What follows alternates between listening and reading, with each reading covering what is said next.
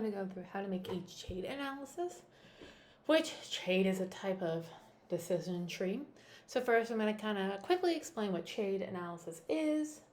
Then I'm going to go through the data. So, what you need at a reasonable minimum to run it, how you run it, and basically what this thing is. So CHAID is a chi-square automatic interaction detection analysis. Basically, prediction classification models are typically kind of what CHAID is. It's used a lot in marketing.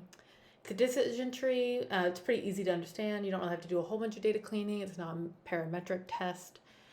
You can overfit, that's a problem. So when we're going to get into cross-validation, we're basically going to try to fix the overfitting aspect of CHAID, but we'll get to that more description further below. And you cannot use continuous variables. They need to be categorical when you're doing CHAID. Basically, CHAID parses the most distinct subgroups for the predictor with Pearson's chi-square for tests. And it tests for association between the variables. So if they're significant, they have a relationship between them, and they're kind of like lumped. It's about which is the biggest predictor in a CHAID analysis. So they only keep the variables that are predicting the outcome of which you want to be predicted, if that makes sense. And it breaks down to smaller groups. So when it comes to the sample and the data requirements, the bigger the sample size, the better. I have like an approximately 300 lines of data that I went through and analyzed. I would say that should be on the smaller end of what you use CHAID for, just because like people use it for thousands or more. So the hundreds is kind of the minimum, and the data when it's loaded into R needs to be nominal or null. And when I go through this, I do have like my model that I like run and show you so you can see what a decision tree looks like. It's actually not the best quote unquote fit model for talking about, academic integrity, what I would do in a journal, but I'll explain why, and I'll kind of get to that later on. So now I'm just going to go into the data set and explain it. So first, I'll load it up so you can see it. This would be when I load the data. I'd say library read Excel because I want to read an Excel file. CHAID is what I'm going to call the data frame that I'm creating. And I'm telling it to load into that name. Use the read Excel package, and this is where that Excel file is. Then column types text, because again, it has to be nominal or null data. And then view CHAID, we'll pull it up. So I'm going to go ahead and run that, and here we go. So I have 4 variables. You can have way more variables than this, but this is what I had because I adapted a data set I had, but made it depersonalize it so you don't know what it is, but a good example. So some real data tweaked a bit. So we have gender, so female, male, education, so the education level that they have acquired. So like bachelor's, master's, some college, high school. Department, so what department they were enrolled in college. And then year quit, so the year that they turned over from their job. So it might be the first year of their first job out of college, the second, the third, and that's the data we have here. Next, I'm not going to install the packages because I've already installed them and running. It would take forever, but we have a lot of new packages you probably don't already have. So what you do is you install period packages, and that means I want to install some packages. Open parentheses, open quotation mark, party kit is one of them. You need to write it like this, so notice that that's the name of the package. CHAID, you have to look up a respiratory of R, so you have to have all that in it. So basically, your comma, res equals, so it's saying that the respiratory that's on the internet for you to use. And yeah, we go through all that. Now I'm going to do this because I already have those installed, loading those packages. Here's summary CHAID. I'll summarize basically the data that I pulled up here, but just to give you a general thing, like everything is character, which is good to check because it has to be character for a CHAID analysis. The length of each of those variables is 297, so it's roughly the same. Now, in order for the data to realize how to organize it, I'm going to tell it that all my categorical variables I created here are factors. So G is the name of the factor I'm creating for gender. So it's G, and then that's saying it's loading into G, the factor. So I'm telling it to factor the CHAID dataset gender. The $ means that's the column I'm interested in, or the variable, and CHAID is the data frame I'm interested in. So if this is all what I'm interested in, I'm interested in gender. So CHAID, gender. And this goes on for education, department, and turnover. So it's the same thing. I do turn, dep, EDG just to make it easier. So I'm going to load these factors. Now, if you want to check your work, which I recommend because sometimes factors don't load correctly, you can use is period factor and then put the name of the factor in it. So saying like, is this a factor? And when I do that, they're all true right here. You can see it says true. So we're good. Now I'm telling it how to split the decision tree. And I'm going to call it control because that's what I'm trying to control. So I'm loading it into the variable I'm going to call control. The value, I guess I'm going to call control. CHAID underscore control means I'm trying to make some controls for a CHAID analysis. So this is kind of telling us split. And set the parameters of the model. So min split is the minimum number of observations needed to make a split. So 2, that means I need at least 2 people to fit in that split to be included. I didn't want any splits to be formed from like one individual person. Min bucket is number of observations needed in the terminal node. So to make a terminal node, there needs to be 2 people. So very similar ideas, but not the same exact thing. Alpha 2 is the significant level for merging 2 variables, and alpha 4 is the threshold for splitting. Now, I originally had 0.05, but I changed it to 0.01 because later on when we run the validity of the model, the cross validation, it said that I could use a 0.1, and so I did that. That's why I picked those numbers. So the model I'm creating is CHAID dep. So I'm going to create the model. I'm going to call it CHAID dependent variable. Oh, wait, I need to run this. Sorry, guys. Did not run that. Here we go. It's ran. So I'm going to make CHAID dep as the name, loading into there, using CHAID analysis, open parentheses. So now right here, I put dep because it's the factor I created, dep. And I want the department to be divided up by department. So I'm trying to guess, like, does turnover, education level, and gender, is that all affected by what department someone's in? So, like, the reason I did it this way is I originally had it being turnover, but it came out with, like, 1 node, and it was weird, and that's eventually how later on the most academic rigorous way to approach this data would have it. But this produces a decision tree that's meaningful and practical. So, anyways, so use a little this right here, delta, what is that called, squiggly thing? Turn, so you're putting each plus each variable that you are interested in. Now, I could also, instead of using this, I could have just put a period comma, which would mean dep in every other variable. But since I was playing around with this bit, I just wrote it all out. Comma, data, so it's the data we're referencing, and we're referencing CHAID, that's the name of the data frame. Then comma, control. So how are we controlling this? By the control parameter I created right here, up here, by this line. So I'm going to go ahead and run that. You can see it pops up here. So it's going to double check to see if everything's popped up. Now I'm going to create a chart format for the tree. So run that, and it's down here.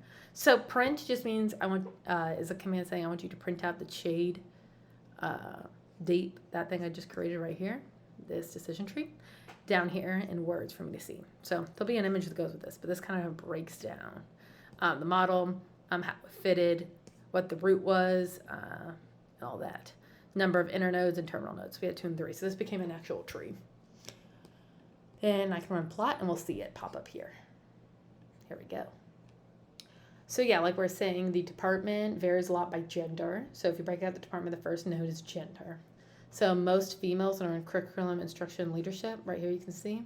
In node 2, number of 246 is reliable there in that category, but most you can predict the department by gender. And then with a male, you can predict a node based on turnover. So 1, 2, and 4, 3, these are the years of turnover. So interesting enough, early turnover and late turnover go over to this node, whereas middle turnover goes over here. I found that kind of interesting that there's a division there when it comes to the nodes and all that over here. So something to keep in mind. You can see here all those differences, kind of cool stuff. But yeah, that makes it where it's something you can kind of understand. Let me get that back here. Sorry. So that's and then we can make it a simpler plot, even easier to understand in my opinion. So run that and see it kind of breaks down right here. We get the error codes and stuff. So right here makes it more clear rather than the bar chart, in my opinion, because again, gender is where it divides up. Female and curriculum, instruction, leadership. 2, the number of people in it, 246, and the error. So there's like 47% error code. It's kind of big. Then with males, the males have a relationship with turnover node as well. So psychology, people in their third year of their first job in psychology more likely to turn over. Kind of a weird fun fact, but a way to prepare for that. The error is 31%, so a lower error, and the number is 16 people. Kinesiology has a turnover either early on or late, and they have a number of 35, error code 16. So this is kind of useful for an organization like a school or something to keep in mind that kinesiology people either burn out immediately, not burn out, turnover immediately or later, whereas psychology people tend to turn over like a couple years into their first job. So that can be useful in terms of like in the university trying to understand why that's happening and further investigation, as well as understanding that your female population is largely in curriculum, instruction, and leadership, and males are typically in kinesiology and psychology if we're going to divide it up like that, and the relationship with turnover. So it's kind of an interesting node. It gives us some decision tree, some data to work with, some understanding in a practical sense, right? Whereas if this was one singular node, there'd be less I could actually go in and make an intervention with, even if it was theoretically more sound. I'm going to go into that model later, the more theoretical sound one. This is still sound, but just for this population. It's a little over predictive, meaning it's only looking at this sample and analyzing data from this sample rather than being applicable to the population at large. And so it'd be good just to know that, keep that in mind while working with it. All right, what did I run last? Talking so much. Oh, plot. Yes, plot, CHAID, simple. So now we're done with creating the decision tree that we see here. We're going to go into cross-validation, which takes probably the most good amount of time. But cross-validation, like I was saying, helps adjust for overfitting the model. So only fitting it to the sample size and not generalizing to the entire population. But the problem with this overfitting, which is great for the sample, is the cost of generalization. So if we wanted a model that could generalize more outside of the people we sampled directly in the organization, then we would need to cross-validate to make sure that our model is representative. However, I think this is still good information we can use and something more actionable than the cross-validated, more sound theoretical model I would put in a paper. But we're going to go through all that. But there's benefits. It's good. If you can get your model both practical and theoretically sound with the data that you have, that is way more defendable. And I think it's something you need to understand how to do. So we're going to go into cross-validation.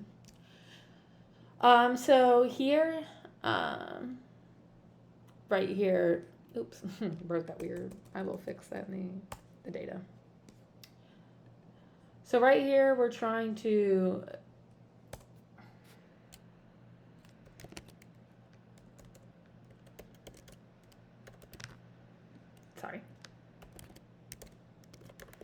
wrote that weird. Just wanted to fix it on the video, and I'll be done in the end. But so right here, create an outcome and predictor set for the variable. Basically, you wanted to say, why 30 and 70 did I pick? It's about how much do I want the weight of the predictor variable to be and compared to the outcome. We already have this like offset a little bit where the predictors up here and everything else weights different. It's about how much you want to be careful or not careful with the data generalizability, how much power you have. For this example, I'd used 30% because it's not going too conservatively low, so I can make a more sound model, but it's not going so insanely high. At least that was my thought while running it, because our early data is pretty lopsided for outcomes. So here, CVC CHAID, this is where I'm creating a new data frame. So I'm creating some more data to randomly generalize. I'm going to call this CVC CHAID because it's cross-validation CHAID. Creative naming, Anna. And that's going to be the name of this data frame I'm creating, which has the deep, this right factor, the ED factor, the G factor, and the turnover factor. So I'm going to run that. The reason I did this and create a whole new data frame is because the original data frame of CHAID itself did not have factors like loaded into the data frame itself, and it became kind of messy. So it's when you're doing cross-validating, it's good to create an entire new data frame with the factors already loaded into it. So that's what I'm doing there. So I'm basically creating another data frame just like CHAID, but this one's called CV Chain, and I'm going to name that data. That data frame will contain these factors. That's what that means in the commas. So we use setC for reproducing it and creating more samples. So the number in here is how many populations, like how many number of items they're going to create. I'm doing a lot for me because it's kind of smaller. I only had a couple hundred in the original one, so I'm trying to make this more expandable. The higher the better in some ways, but it's important to assess your own data and how many, the lack of sampling to try to set out. So I'm going to run that. So now we're saying we're going to split is the name of this variable we're creating, which is the initial split. So we're splitting up this CHAID thing we created. And we're going to do it with a probability of 0.7, like I talked about earlier right here. Why the 30%, why the 7? Basically, we're saying we're loading it with the 0.7 part, so because we want 30% certainty in our predictor, comma strata equals depth. That means what do I want to be the dependent variable? It's department, this variable, the factor of department. Train, so the name of the variable we're creating here named train. We're training the split thing we just created. So we're training it based on this line of code, is what it's telling us. And then to test it, we're testing it based on split. So both of these, we're training and testing this data set based on the split thing I said. If that makes sense. So I'm going to go ahead and run all this because I hit this at seed, run. See all these things when I create it. So we're just taking the predictors or features and putting them in X and Y for outcomes so we understand the model can be trained a little more. So we're creating the response and feature data. I'm going to run all that. So basically we're saying the features, we're creating this right here. So we're going to set the differences on names and training. So we're naming it based on the train line here, which is basically training it based on the split. And we're looking for a department as that predictor. X, so the X variables equals training the features. So we're referring, again, train it based on this, which is based on that. So a lot of looping happens. Y, again, the Y variable is going to be training based on the department variable. So now we're going to set up a 10-fold cross-validation procedure, meaning that we want to go through 10 test runs in a way with all those data points. So train control is the name of what we're going to call this variable, which uses the train control function. The method of what we're training it is CV, which means cross-validation. Number is 10. Again, how I'm splitting it, and 10 is recommended generally. Verbose iter is basically saying how the test progress goes. You can see like the percentage of how it's going, and then say predictions equals final. I'm telling it to save the predictions down here for me to see later. All right, so I'm going to run all that. And now I'm training the model. So I'm going to call the model I'm training CHAID.m1. And we're going to train it based on the following: X equals X and Y equals Y. So I'm telling it the Y variable equals the Y variable, the X equals the X variable from things I trained earlier. The method equals CHAID because it's the kind of analysis I'm trying to replicate my model off of. And the metric is kappa. So you can use accuracy, but kappa is a more conservative measure. And I'm trying to be more conservative with this since I'm trying to like my first model is almost kind of messy and almost really like things you use in the applied field because of like, okay, this is more meaningful. Maybe there's a little less like strength behind it, but I want to see what a strengthened model could be when I'm cross-validating and how I can compare the two and try to make this more generalizable model more rigorous, if that makes sense.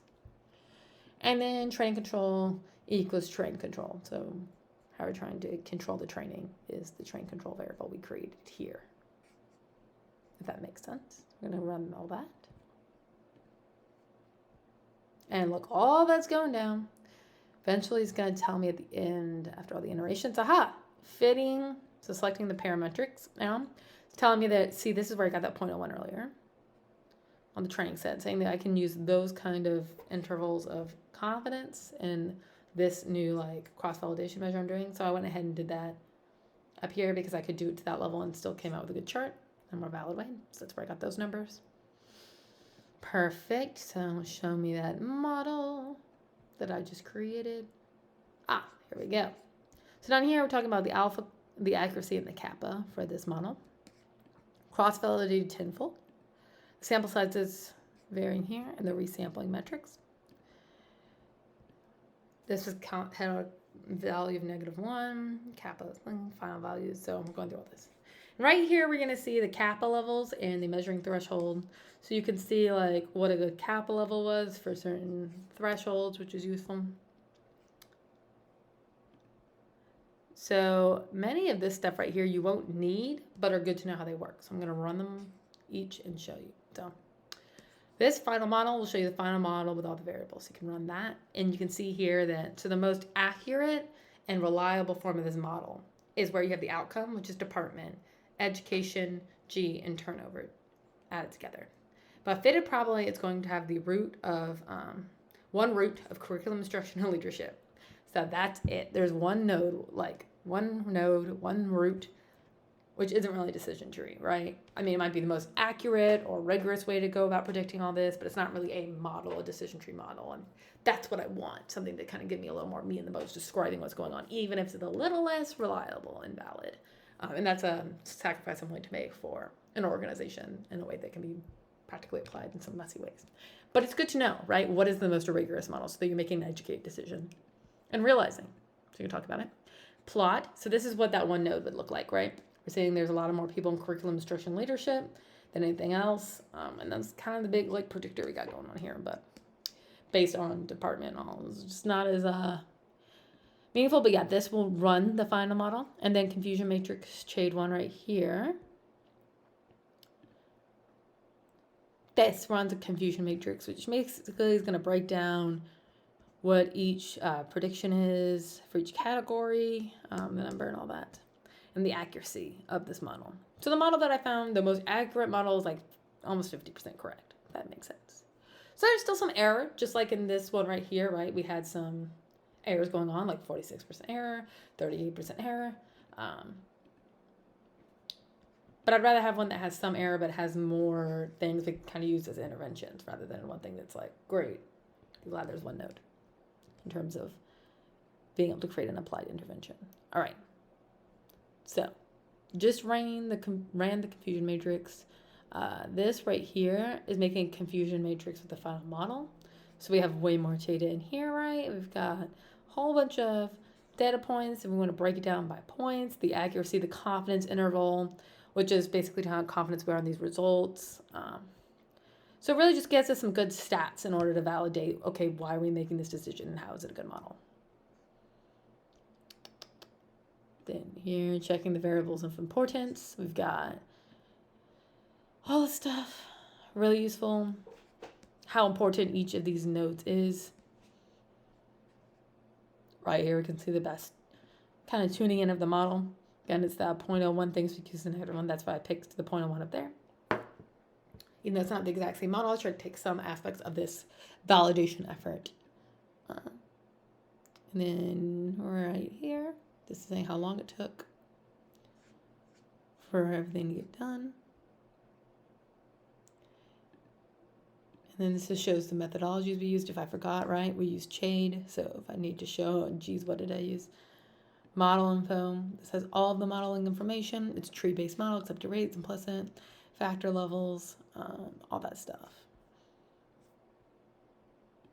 And then this will go through all the results again, this last line.